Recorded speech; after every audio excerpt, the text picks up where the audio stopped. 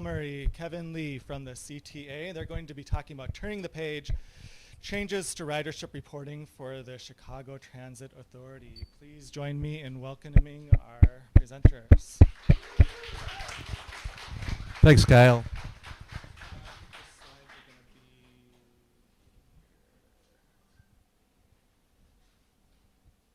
Is it just a space bar to forward the slides to? Okay.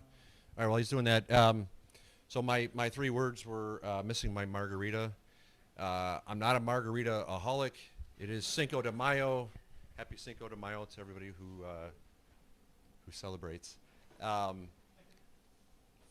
I'm sensing a lot of excitement, a lot of people here. I wish you were all here to see me personally, but I know you're here to hear and see about CTA.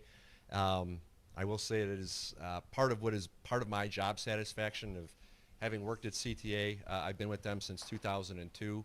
I know how much it impacts people's lives. That gives me a great amount of personal satisfaction in my job, and you're the reason why I've stayed here as long as I have, truly. So really great to see so many people here.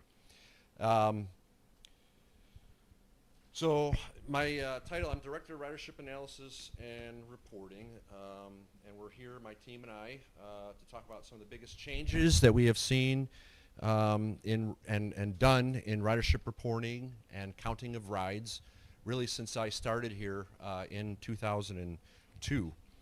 We made these changes effective in March of this year, and they are big changes. And so our leadership really wanted us to kind of go out and talk to the community and talk to some stakeholders. And that's why we're here tonight. We consider you guys a valuable community member and stakeholder that we're here to talk to you about and really try to help ensure your understanding of what we've done here. So I'm going to go through a little bit more intro and background. Paul Murray here, my bow tie guy, is going to go through and show you some of the changes that we actually did. And then Kevin Lee is going to take us through the rest of that presentation. So what did we change? Well, number one, we restated our 2025 ridership. We added about 19 million rides to our annual total. We went from 319 million to 338 million rides for 2025, so it's a big change. We started a new methodology for counting rides, and then we added a breakout of paid and underpaid rides to the summary page of our ridership report. And underpaid is kind of our nice word for fare evasion. And then we've also added evasion counts to our station ridership numbers. So why did we make these changes? In terms of the 2025 restatement, we got some new fare boxes. I don't know how many people have all ridden the bus or not before, but we've got new fare boxes that went in. There's two different ways of paying when you're on the bus. You can either tap your Venture card, or you can pay cash, or you can enter and not pay. We'd really discourage that, but the operators are supposed to push a button to count that ride. Even if we don't collect the revenue, the operators are supposed to push a button to count that ride. So we got new cash fare boxes that came in. These were the first new ones we'd gotten in 40, 50 years, I think, at least. And the deal with the operators is that they don't always push the buttons, right? And so we have factors in place to basically account for the missing rides that they don't count. When we got new fare boxes in, those counting capture rates, we would kind of call them, were different. We needed on a long amount of time to allow all of the boxes to come in, be installed, and settle, let people get used to them, and then we can evaluate what those capture rates are to then change the factors that we were doing. So we were also working out the bugs of the brand new boxes as they were putting out there. So we estimated the ridership, the fare box portion of the ridership, for the duration of 2025. The restatement, once we got a sense of what those factors are supposed to be, we were able to figure that out and then run it back to the start of 2025 and include actual counts with the new factors. So that is the change, reason for the big change. Why did it change so much? We had estimated that the fare boxes would move at the same rate that our Ventra rate did, right? Kind of the same ratio. And what happened was that evasion grew a lot more than what we had kept it at. We kept it as a fixed number, and the evasion really grew during the year, and that is the bulk of the 19 million rides that we added to the system. It's not all of them. So then we had a new methodology for counting the rides in place. So as I mentioned, the operators are supposed to push the button. They don't always push the button. Historically, what we had done for that was we would just watch video, count people boarding on the buses, and then count the number of people that we had in our databases, take the difference, and then factor up the rides to account for that difference. That's a pretty hard and laborious thing to do, and during COVID, we didn't even have staff to go and pull bus videos to go and do that, to be able to renew those things. So the better approach here to do was to use our automatic passenger counters, which are infrared beams and cameras near the doors of the buses that count people getting on and getting off, regardless of whether or not you paid your fare. So APCs are used by most agencies for counting their rides, and that is really all they use. We have a slightly different approach where we used it to factor up the rides that we had, and Kevin will get into more detail on that as we go. As far as the underpaid breakout and the paid and the underpaid breakout, this is just really about transparency. I think we need to share with the community what this is and how this is impacting us. It's big. It's a lot. We are at 20% right now of our bus trips are evasion, and about 5% of our trips on rail are evasion, but it's growing. And this is part of a national trend out there right now, and we also need to participate in the national conversation about what to do about this. New York bus is at about 44% or so evasion. LA bus is around 70% evasion. And LA is at about 45% evasion overall between bus and rail. And that's where we're heading. And that has real ramifications in terms of our budget and policies. And it's not an easy thing to fix. Most of the evasion that we have happening is happening in low-income communities. And it's really it's really easy to say, well, just make people pay their fares. Well, we have our bus operators out there who are not trained security staff, and those confrontations often lead to escalations, and it's never worth anybody's physical well-being or their life for $2.50. Unfortunately, that adds up when that keeps happening over and over again. But okay, and then the last thing is that we added the evasion counts to our stations. So for the first time in 2025, we did add evasion counts at the system level for rail, but we had not added it to the station level. This was also video counts. So we had to increase basically the amount of videos that we were watching to try to get some better estimates at the station level. Why do we do this? We just need to have a full accounting of the amount of rides that we have out there so that we can properly plan. Some stations we added over 30% of rides to, and we need to have a full accounting of ridership in order to make sure that we're planning in the right ways. So with that, I'm going to turn it over to Paul. He's going to show you a little bit of what these reports look like, and then Kevin will take it from there. Thanks, Scott. Again, Paul Murray. So here we are. We're at the CTA public webpage. This is for ridership. If you need a quick link to get there, we have the QR code that you can scan. That'll take you directly there. But again, this is on the Transit Chicago website. Here you're going to see where it has a thing for updated 320, and you're going to get this report. It's about a 7 to 8 page report that highlights in detail all of the changes, why we made the changes, rationales behind those changes for the reports. And now we're coming into, if you go on the site, we typically have a PDF that has a monthly public report that's out there.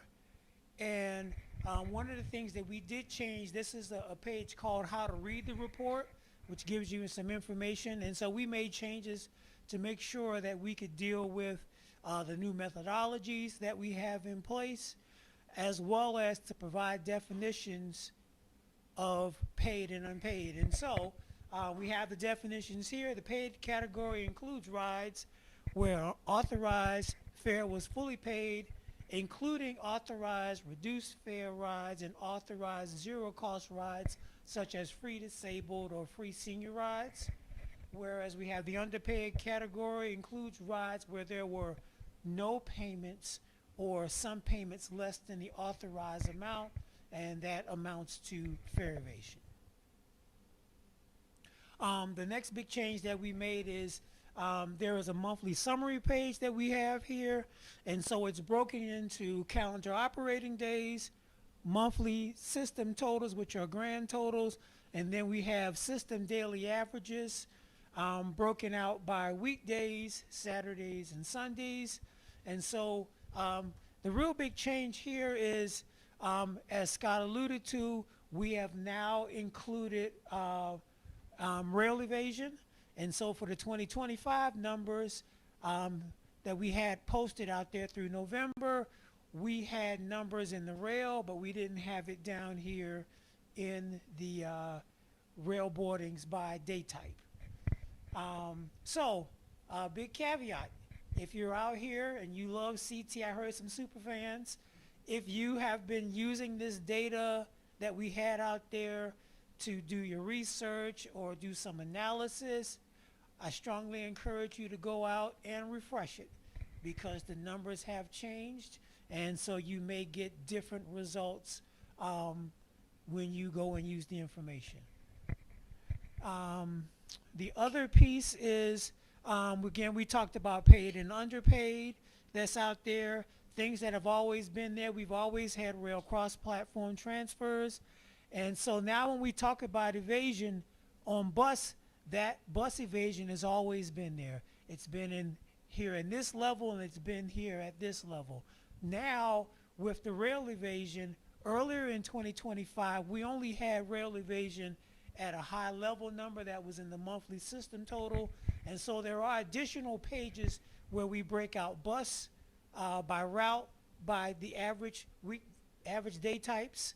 And we also do it for rail, and we do it at the stations and the entrances.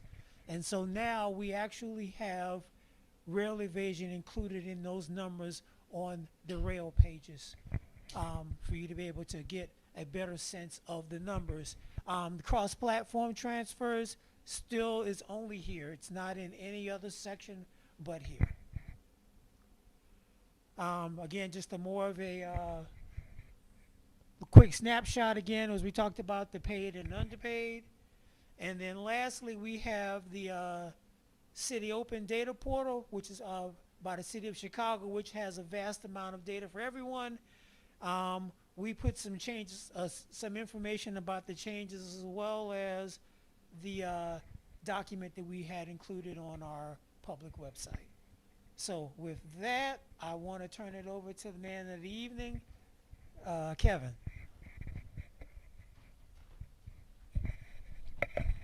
All right. Thanks, Paul. I'm going to talk about the methodology that we used for the change, as well as I'm going to talk about some of the results, including the results of this methodology change and how that has affected fare evasion across our system. So as Scott has discussed, fare collection data is the backbone of our ridership data here at CTA, but not every rider that comes on board interacts with the fare collection device. And so we're turning to automatic passenger counter devices, these APCs, to help correct for these issues. So our goal for this exercise is we want to take advantage of the timeliness, the granularity, and the certainty that we get from fare collection data and augment that with the scale of unrecorded rides that we can understand from the relatively volatile and the relatively variable data from the APC devices. So here's a very high-level overview of the pipeline of how we're going to do this. we're going to take the APC data and we're going to throw out trips that we think are problematic. They could be problematic because of some kind of sensor noise, or maybe the sensor is broken, or any number of different data quality challenges that we experience. And then we're going to take these APC trips and we're going to divide them into buckets by route, direction, day type, time of day, and month.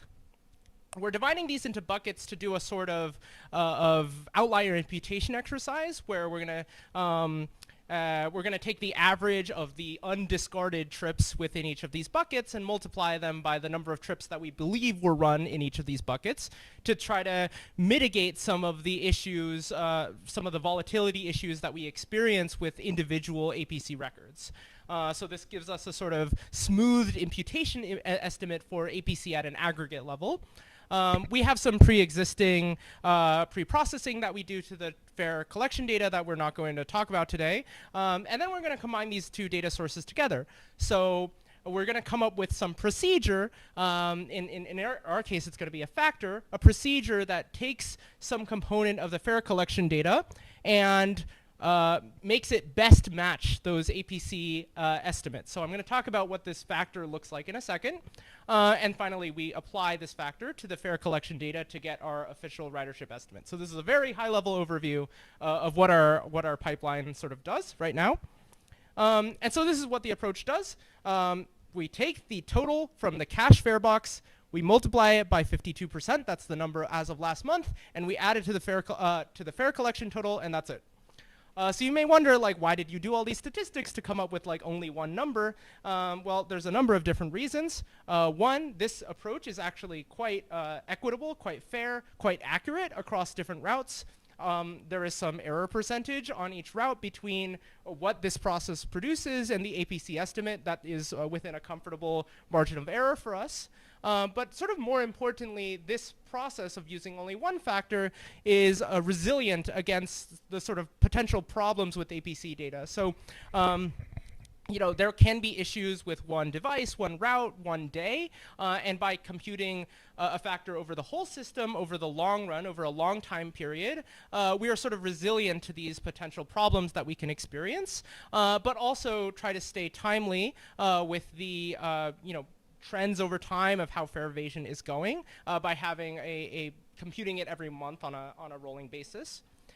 And I would argue that this is actually quite easy to understand, I hope. So we could have some very complicated machine learning model that's trying to predict the APC values. But you know, this kind of process of having this factor, I would say, has a clear semantic correspondence to the real world. That in the real world, people are getting on. Some percentage of the people are not being recorded at the fare box when they should. And so this percentage sort of makes up for this gap. So to demonstrate what this factor means, I realize this is a bit small, we have all of our routes across the system, and on the x-axis we have the percentage gap between that APC imputation estimate and the fare collection total, and on the y-axis we have the thing that we're trying to factor up, which is the percentage of the fare collection data that comes from the cache fare box. So that includes manual recording of fare evasion. And the nice thing about this graph is we can imagine this factor as a sort of linear regression across these data points. So this red line here can sort of approximately represent the factor that we're doing here. And we can see that the routes sort of mostly follow a positive relationship between these variables. Great, I'm going to talk a little bit about our methodology for rail. So as Scott mentioned, well, Scott alluded to, we don't have this like nice, huge, large-scale data source on our rail system that can help us estimate the scale of unrecorded rides. And so we have an army of human beings look with our eyes at a bunch of random stations at random half hours to try to estimate fare evasion. And as Paul mentioned, we previously reported a single number for the whole system. But in undergoing this survey, we understood that fare evasion is not very homogeneously distributed throughout our rail system. So to address this, in 2025, we aimed to have our fare evasion survey process calculate evasion at the branch level instead of the system level. So technical word, like branches are like sections of lines. So in order to do this, we need a sufficient sample size on each of the branches. Otherwise, we're going to have a sort of intolerable sampling error on each of these branches. And after we did this process, we had our staff at our headquarters count about 10,000 people, either paying or jumping the turnstiles or doing whatever, climbing under. And our final weighted evasion rate was something like 5.5% across the system. But crucially, this number allows us to break it down by branch. So we're going to take a look at that in a second. Here is what that changed. So Scott had mentioned that we did a restatement of our ridership. This is what that change looked like across the bus system. Here, area actually represents the volume of the change, and height represents the percentage change. And I'm sorry, it's not so readable, but here we have Route 79. And on Route 79, I call it out because we added over 1 million rides because of this methodology change for 2025. That is both the updating to the actual the actual farebox numbers and the methodology change I just mentioned. A 22% increase in the ridership on that route. So yeah, there are some pretty drastic changes on some of these routes. A lot of the routes over on the right side, I'll call out the 20, the 87, the 12, the 4, and the 67. Over on the right side here had well over 20% increases in the ridership. And these are routes that are experiencing high levels of fare evasion. That's what is the difficult to count thing. But I think it's important that we try to clarify what we mean by fare evasion here. So let's take a look at how the new bus ridership is broken down by data source. Or data provenance, really. 72% of these of the bus ridership comes from the Ventra data system. That data is relatively consistent. We didn't alter it at all during this revision. Another 18% comes from our new cache fare box. That is broken down into manually recorded fare evasion, which is actually the majority of the rides recorded at this fare box. Some portion of which is cash payment, and a small segment of sort of miscellaneous authorized free rides. And finally, we have this additional 9.5% that we've added using this new APC-based methodology. So sort of looking at this, it's kind of hard to see, what are we going to call fare evasion? And so we've decided on this categorization. So this is this we've called underpaid, which is people that belong in one of 3 categories. They either paid a short fare in cash or an insufficient fare. They were manually recorded to have committed fare evasion, or we estimated that they committed fare evasion. So some portion of the rides that we added using this APC factoring process, we're going to allocate to fare evasion. And our total is going to be 20% of bus ridership, or about 40 million rides. Compare that to about 6 million rides on our rail system. This is how that evasion share has changed over time on the bus system. So the red dotted line represents the share of bus ridership that is underpaid. So prior to the pandemic, we were pretty consistently under about 5%. If you extended the graph this way, it would be pretty flat. It started to grow in around 23 and 24. And as of 2026, we added this methodology change that sort of spiked the underpaid rate in January 2025 to the point where at the beginning of this year, that rate is a little bit above 20%. This is how that fare evasion rate breaks down by route group. So you may not be familiar with our route groupings, but I hope they are somewhat intuitive.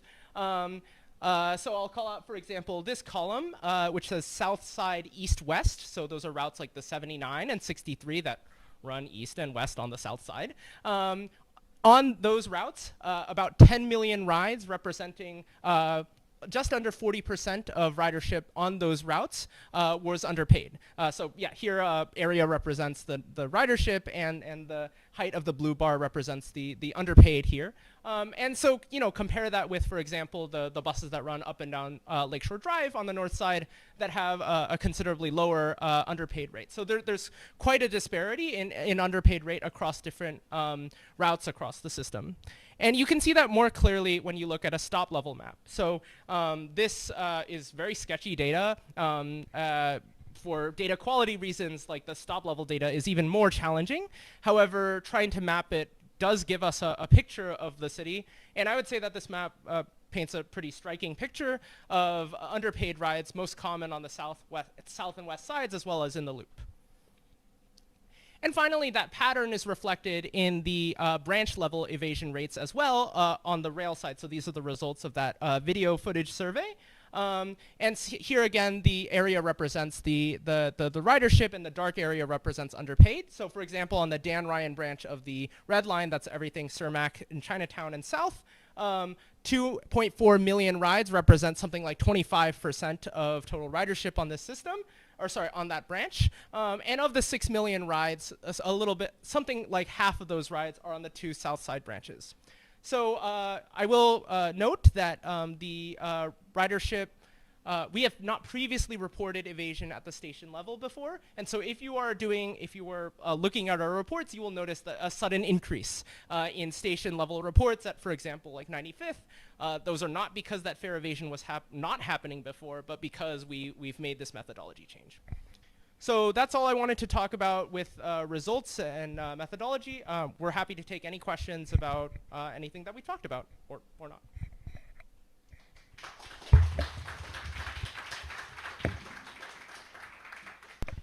There's one for the Meg, after you want to use it.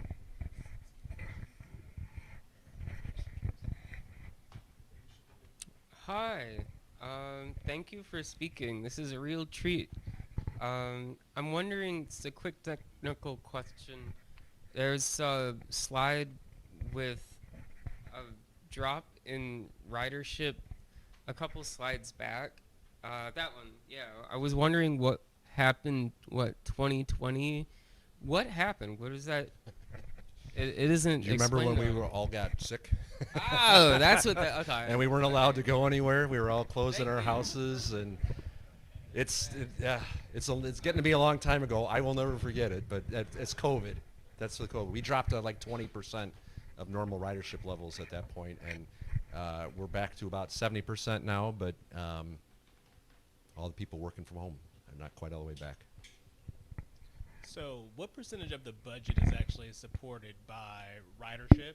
I'm thinking of, I guess, conversation in New York where they're thinking about free buses. We have, I guess you said in Los Angeles, 70%, 60% of people just not paying. I mean, at that point, obviously they can't be thinking that the money from, riders is going to sustain the system. So how are you? Yeah, how do you all think about that? Yeah, so Chicago has long had one of the highest, we call it farebox recovery ratios, where we're by law, until this last legislation, we were required to not spend more than 50% of what, am I saying that right? I always get my denominators wrong.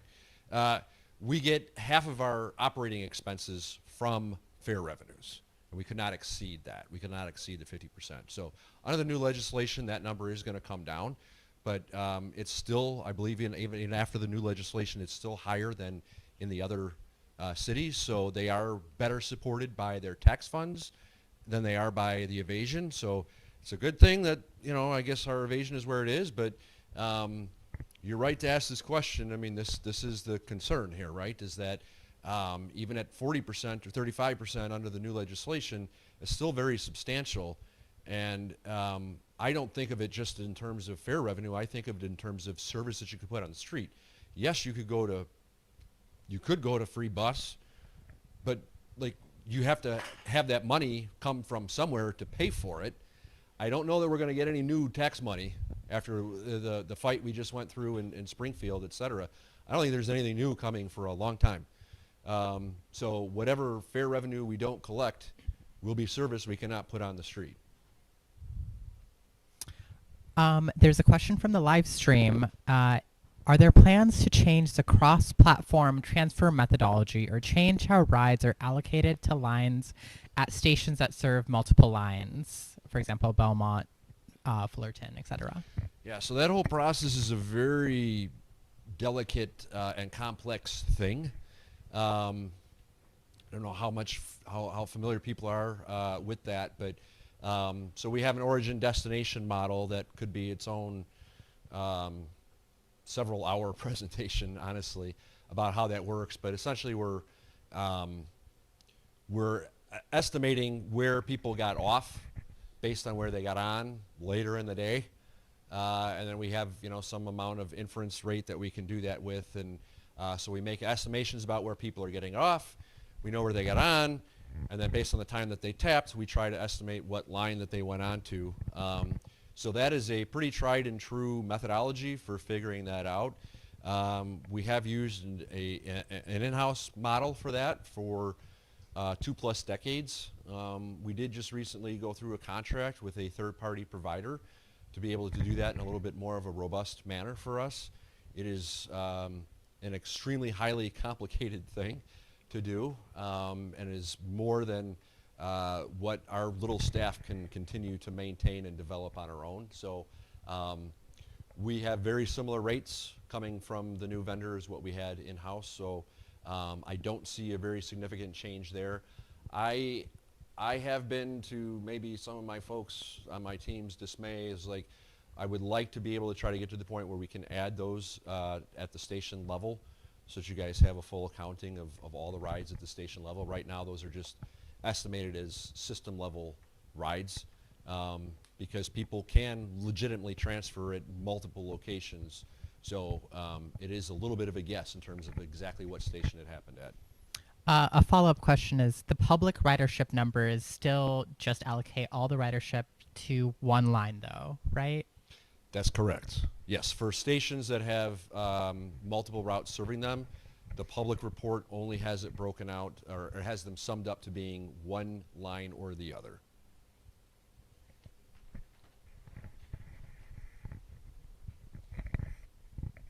Hi, thank you for the presentation.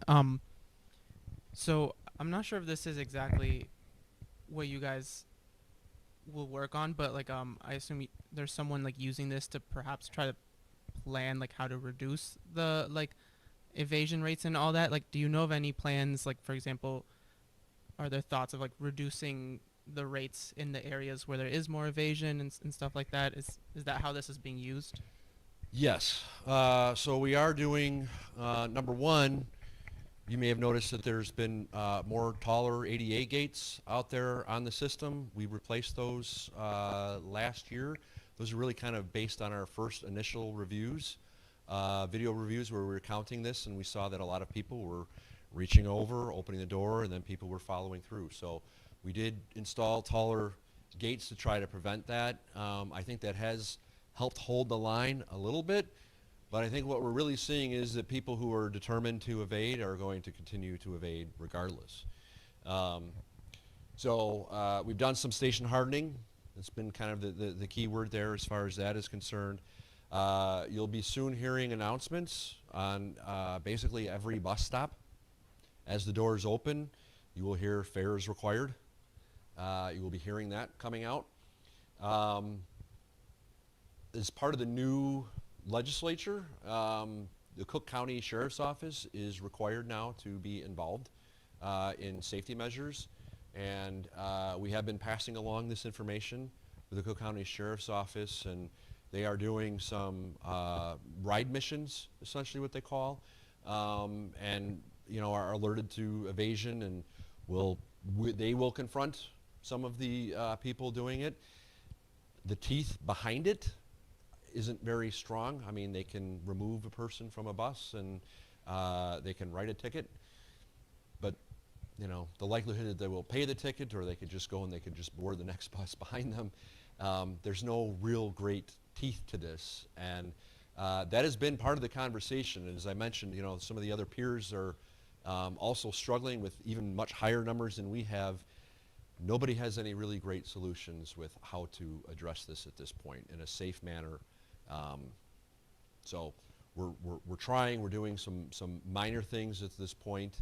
As I said, it's going to become a more of a national conversation, I think, on this as we go, and maybe even in the community here as well. I had a question about some of the data that you used for your regression when you took the error bars. I was wondering if you could flash up that slide. Sure. What's the question? it looked like some of the buses were pretty far from that dotted red line, and I was just wondering how you thought about that and how you thought about reporting that error. Yeah, sure.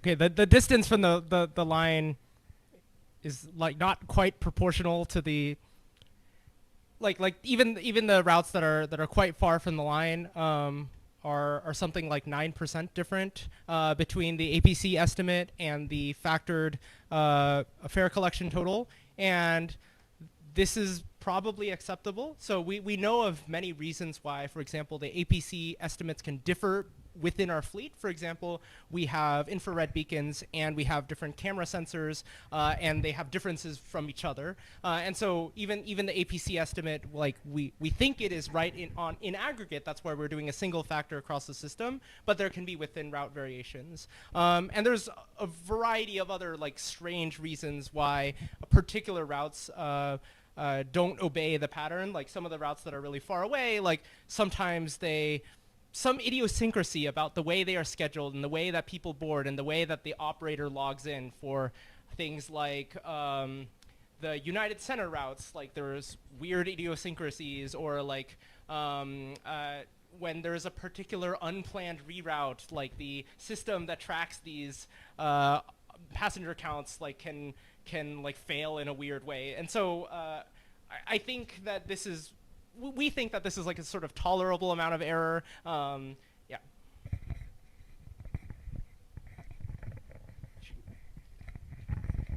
Hello. So I remember when I was growing up, there was a reduced fare program, and it paused around the time I was about 13 or 14, but I know that it was adjusted. If I remember correctly, it was for individuals who were from a lower income and not just students and seniors. Have you noticed whether areas that use reduced fares have lower rates of the payment evasion? I think the short answer on that is yes. Most of the, as you could see from the map, the evasion is really sort of concentrated in our low-income areas, and the reduced fares are largely also in those areas.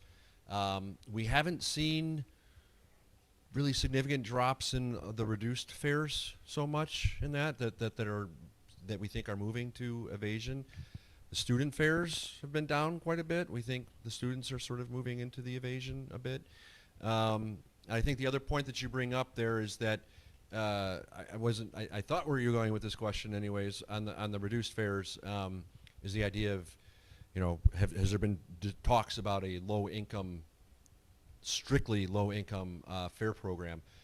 The only thing that you have to be low income and a senior, or a low income and have some sort of a disability that would help you to be reduced, but we don't have anything for just straight low income. I think this is really sort of starting to generate more discussion along those lines, and that we could really use a low-income program. We're planners. I mean, there's the idea of like having the money and putting out the service, but like we really want the taps. We want to see where people are and where they're going, and so we can plan the service for them. And if people aren't tapping, even if it's free cards, like we can't really plan as well. We have the APCs, but the fare data really offers us a lot more security in that, and so that's something that's been being talked about. And I wasn't sure if that was also where that question was going, Yeah, but that was what it certainly came to mind here. So.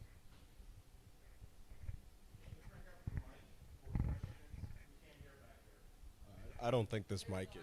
Yeah, this mic doesn't do anything. Yeah, I've got kind of a question based around two of the questions that were just asked here. When it comes to the funding for the CTA, it seems that there seems to be this gap based on fare revenue, and I wonder, how does this kind of work with alternative revenue sources for the CTA, right? So is it just that the CTAs, of course the primary revenue of the CTA broadly is from fares, but is there talks of building some type of alternative revenue basis. I'll give an example, but I think there's potentially more examples of this, like the United Center, right? I know there's massive amounts of fare evasion that happens after any of those types of events that happen in that space or area. I was wondering, is there any partnerships or arrangements that could be had with any of these organizations or places to potentially give money to the CTA to provide services in these areas or things like that? Yeah, I mean, we have a business development group who does these kinds of things. I would, just to put into perspective, I think, we're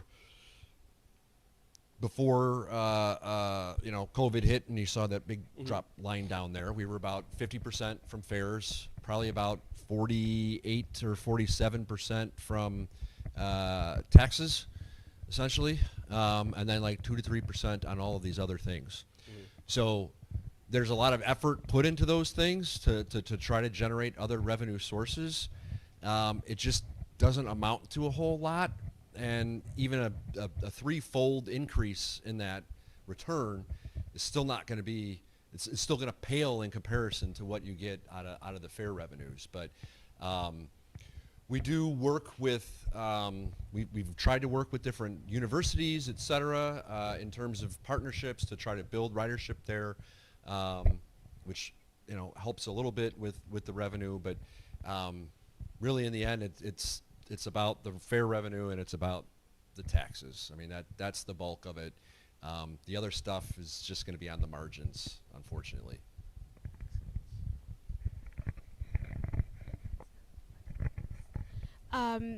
I guess in order to possibly simplify data collection, would it make more sense to go just the card route and get rid of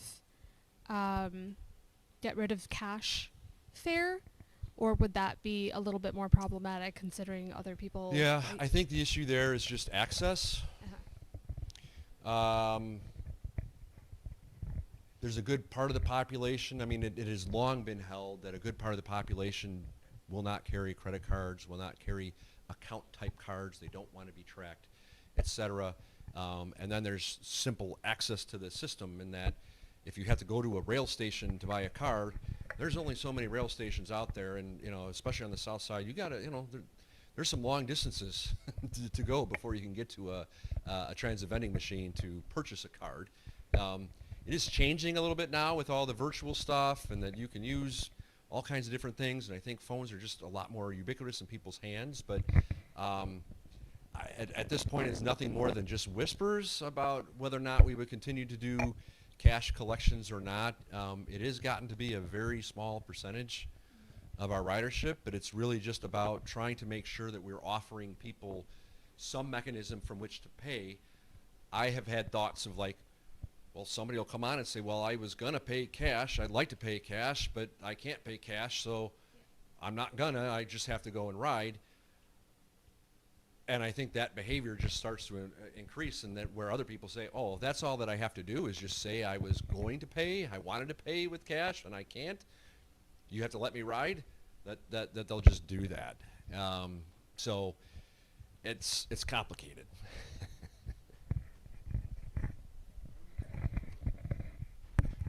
Yeah, and I think there are probably a number of people who are as well. Yes.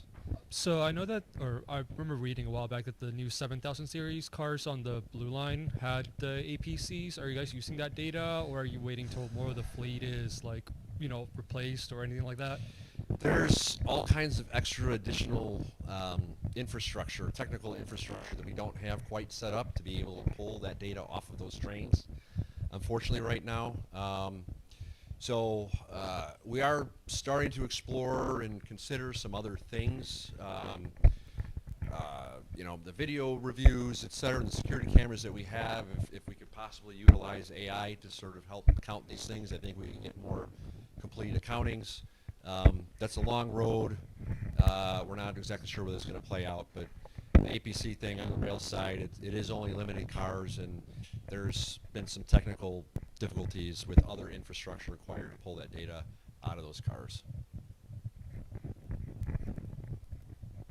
Thank you. Can you all hear me in the side room there? Can you hear okay? Okay. Okay. So my question is about the methodology change. I'm curious if you did the year that the new methodology was implemented. Did you run it against the current methodology or the older one? And I'm just curious what the difference in fair evasion was from the old to the new. You want to take it? I don't remember what the number was. Can you ask the question one more time? So you said compare it to the other one, and how do we come out, right? Yeah, the difference in evasion rate from the old to the new methodology. I was curious what that was. So I will say we went. I mean, it gets a little complicated here, and I think that's where Kevin's kind of like stalling a little bit. But so we were factoring up by about 3.5% of total ridership before. And that was by the time we factored, and that like the cash was also involved in there. Like the cash fare boxes count differently. These current fare boxes count every single cash ride, where the old fare boxes were also required by the operator. So like part of the evasion was buried in some of those cash rides before too. It was kind of like hard to get a clear one-to-one relationship there. But do you? Okay. So the other thing I'll just say is that we basically went from like 10% or so evasion under the old methodology, a 10% share, to 20% share under the new methodology. We've added another 9.5%. I think Kevin showed that we added 9.5% through the factor, where before we were adding 3.5%. So we added 6% more rides that were evasion, plus evasion has gone up in the meantime. And so those two things together took us from 10 to 20%. So it's hard to split out exactly what was what in there, but yeah. Anything more to add? Yeah, we don't have an exact chart of like this chart, but with the old methodology, but I think it was relatively stable at this number because of the way that we were modeling that data. And so something like in the range of 12% was what we were reporting, or not, we weren't reporting it, but we were seeing using the old methodology of of calculating this underpaid. Although that does depend on like what definition of underpaid we are using, which lends itself to the challenges that Scott just mentioned of like which parts of cash are we considering and things like that. But I would describe that spike that you see as attributable to the increase in fare evasion that we said happened because of this restatement. Hi.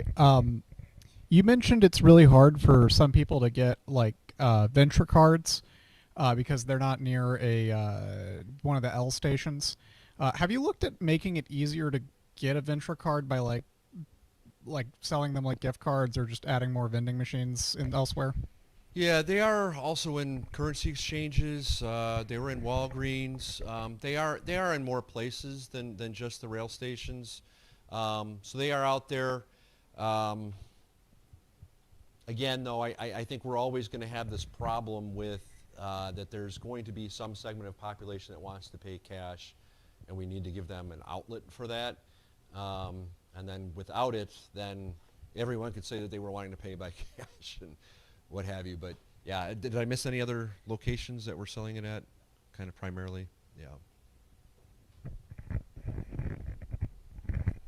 Thanks for this. Also, I think if we spend tens of billions on roads, we should be able to put more into transit, but whatever. But my question is, I don't know if it's possible for this data set, but is it possible with your counting methods to account for like demographics, like gender, age, accessibility, all that stuff? So we get that kind of information from our surveys, primarily. There are privacy restrictions into what we can look at with the venture card data. So we collect that information through surveys, and so we have some idea and representations there. Some people have that connection, but we are really technically not supposed to have that and not doing analyses with that information from the fare card data due to policy restrictions. Yeah. Okay, but you don't watch it when you do the video counting? You're not allowed to do that? Not. It's hard enough as it is. Okay. To also log the demographics of it.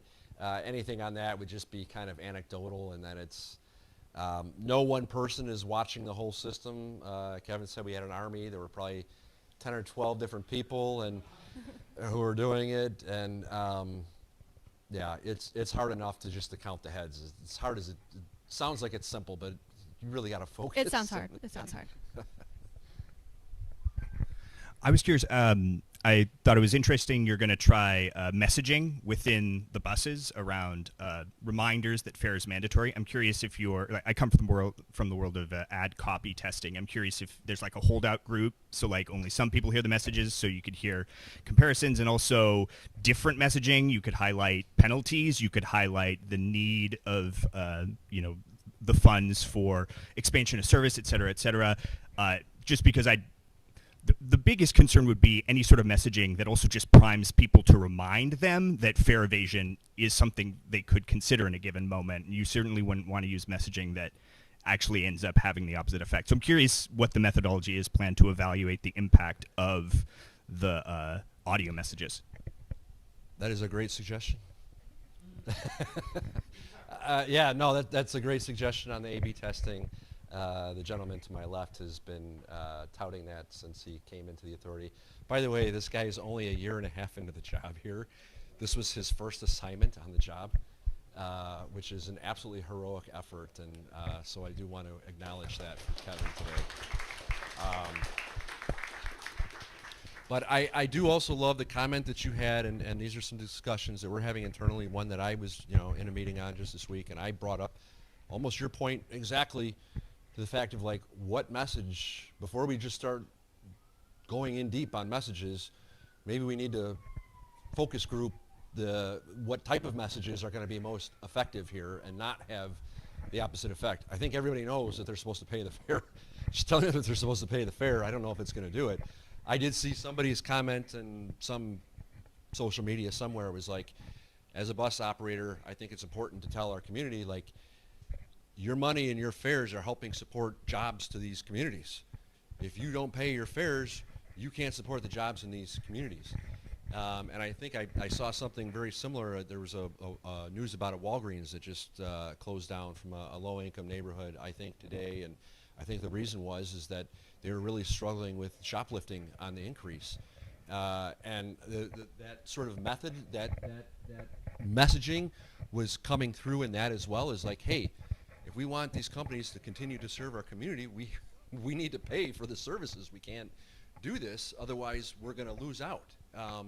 So I don't know what the exact right messaging is. That one seemed to grab me a little bit better than just saying fare is required. I think that's all we're doing at the moment, but hopefully more and better things are coming on that. I just had like a quick practical question.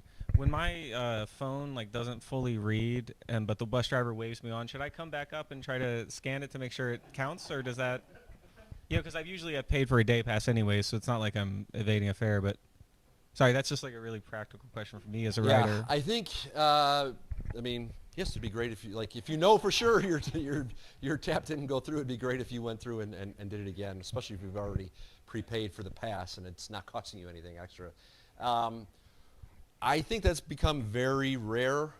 I think it was much more commonplace when we first rolled out Ventra, that happened a lot more.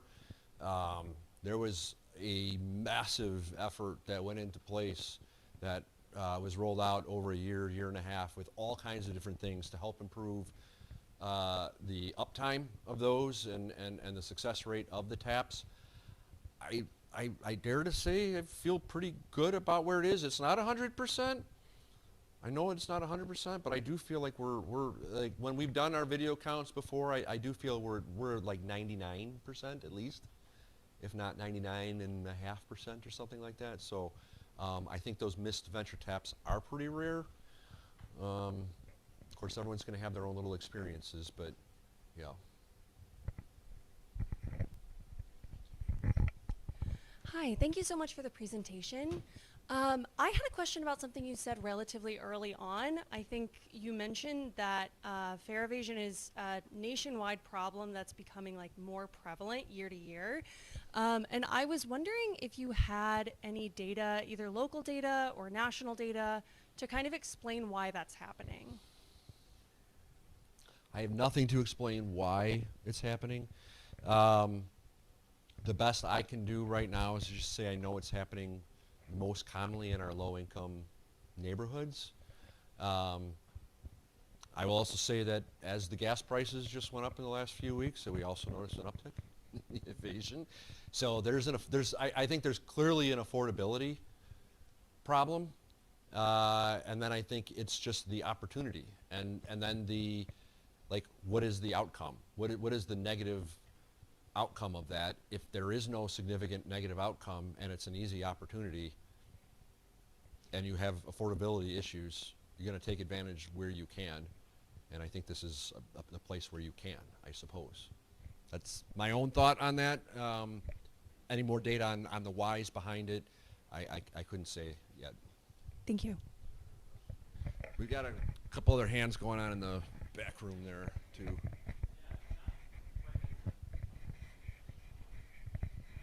I won't be able to hear you any more than with that microphone, so you will have to. Okay, luckily I can project. Good. This isn't as directly related to fare evasion, perhaps, but I think an interesting thing is looking at like how different transit systems message around payment, or like different, like there's tap in, tap out systems. But I think one direct question I had is, as someone who guides a lot of people to the CTA who are from out of town, I notice a lot of people don't realize that other payment methods are accepted. So like Google Pay, Apple Pay, like everything works, but nobody really knows. Is there anything being done on like messaging and making people aware what's accepted as compared to like an Omni, it shows on the terminal, these are all things that are valid? So what I'll say is that there may not be, again, when you're talking about the train system or the turnstile or the fare box, there's only a small amount of real estate to try to communicate a lot of information. So being able to communicate that would be great. There just may not be enough space. Now, what is happening is that our marketing and communications group, if you've noticed, CTA is on Instagram, CTA has TikTok, CTA is putting out videos on YouTube, and so they have people that are going out and demonstrating and showing and providing education on being able on how to ride the system, different methods of payments. You may even find some of that stuff inside the trains where there is a little more real estate to provide that information. I will say we did have a pretty good campaign last year. It was actually out on a whole bunch of billboards across the city. As you're driving about, you could see things, and it was like, I didn't know you could do that. And you know, it was a little thing in there, and a lot of people didn't know that you could do that. We are seeing really high growth in that. I was just going over that this morning. We're seeing 15% year-over-year growth in those types of payments. That is up to 5% of all the payments that we receive now at the CTA. So that's in just a couple of years. So it is making some inroads. I think we could probably do a little more marketing, but we have a pretty brand new marketing team. I would say this is really the first time that we've had a great marketing team, and the budget is just starting to build for them because I think that they are really good and they are making a difference. We're showing, it's part of our jobs is to show them making a difference, and we do see it. But there's a lot of things they want to do and a lot of things they want to spend money on, and they got to rotate through some things. You know, they can't just blow all their budget on one particular message. Uh-huh.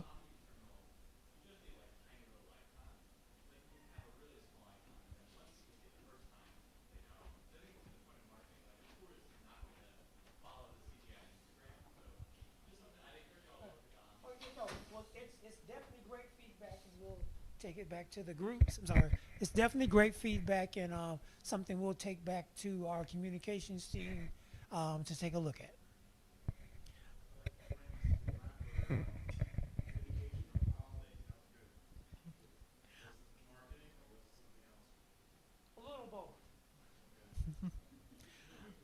There's a question from the live stream that's been asked a few times. Has any analysis been done to see if there's a correlation between service reliability, for example, ghost buses, and fare evasion on specific routes? I can tell you there's been a clearly a relationship between growing ridership and improving service reliability. That I can tell you for sure. We have not looked at service reliability versus evasion before. We could, but we have not looked at it that yet. But for sure, service reliability definitely impacts ridership. How much it affects paid or unpaid ridership, I'm not sure. I think we have time for one more question, and we have to let our presenters go at some point. So, one last question. Question about the economy of running security teams who can control the ride evasion payments. Is it actually make sense to run a team because it's kind of difficult job to force people to pay? What is the economy?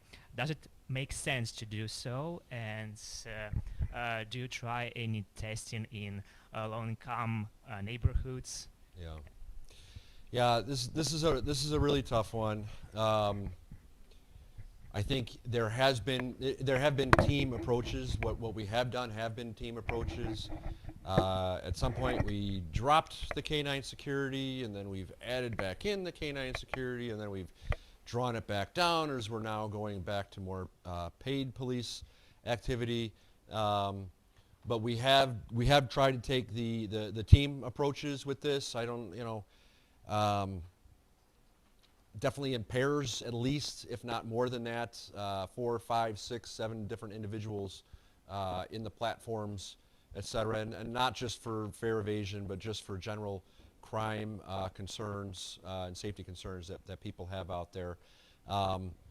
The economics of it, if it really truly made a difference in the fare evasion, I don't think there'd be any question that they would be worth the investment on it, because it would certainly pay off at the scale that it's at. But so far, even the deterrents that we've deployed in terms of the security teams have not been able to make a noticeable dent or improvement in the percentage of fare payments.